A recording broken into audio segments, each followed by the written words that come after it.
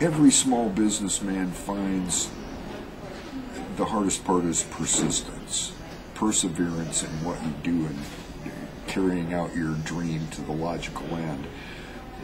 Realizing when the logical end is there, I think, is the hard part too.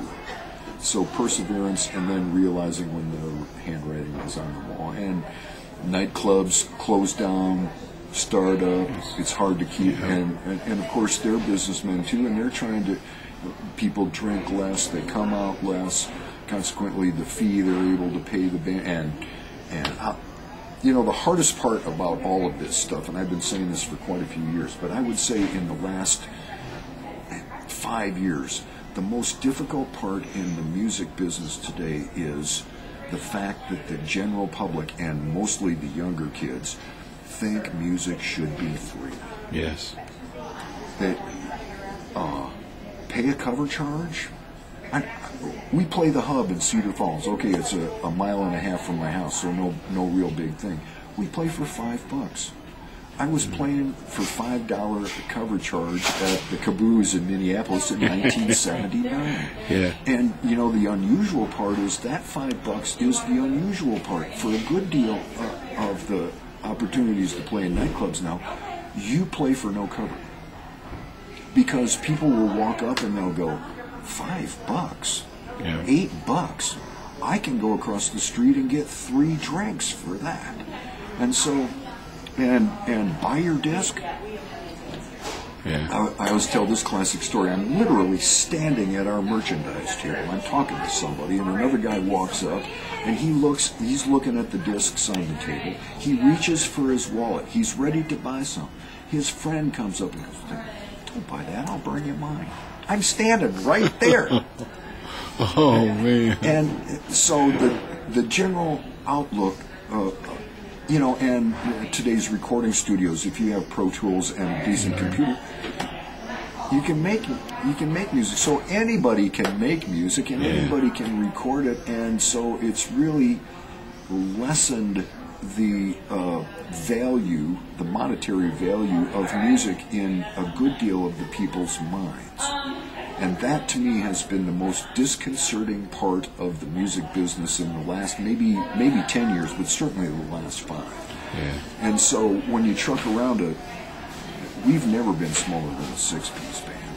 You truck around 6 people, tonight it'll be 8, plus a sound man, plus a support guy. You know, you truck that around, and now gas is back over $3 a gallon. My band truck gets 9.5 if I got a tailwind, you know? So the added expenses of being on the road and keeping a bigger than a trio going, with, you know as well as I do, that a good deal of the touring acts that are out there now is a guitar star and a bass player and a drummer, because that's all they can afford. They can afford gas in a van, and they can get one room between the 3 of them. Yeah. 2 maybe if the leader is, you know, getting support from the record company or something. Right. Yeah. But that, coupled with the general mindset of the public moving more and more towards music should be free, and not realizing that someone like Jeff Pearson, who's played guitar with me for 29 years, he is a professional. Would you walk into a doctor's office who has 29 years worth of experience and say, "Doc, you got to treat me for free"? Right. Well, maybe you'll want to walk in there and do it, but that doctor ain't doing it, right. You know? So that has been the most difficult part, is trying to circumvent the general idea that music should be free. That's tough. Yeah. That's That tough. is.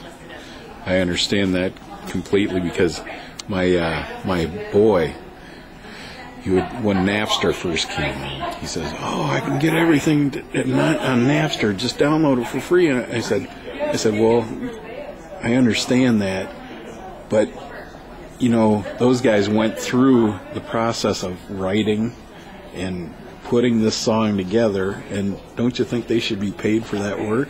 He goes, "No, not really." That's right. Okay. That's right. And that's that attitude actually is becoming more prevailing than the attitude that people of our generation, well, the guy is a professional and at least should be compensated for his, and now even the value of intellectual property has been definitely just slowly eroded. Yep. Jeez.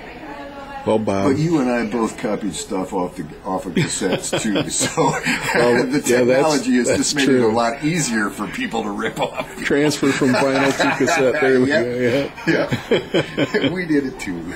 Yeah, that's true. And we played for chicks and beer too. There you go. Well, Bob, I appreciate you sitting down and talking to me. Well, Billy, you're a nice man, and you've been at it for a long, long time too. Thank you very much. Don't remind me of that. Yeah, there Thanks. you go. Thanks, Bob. Thank you.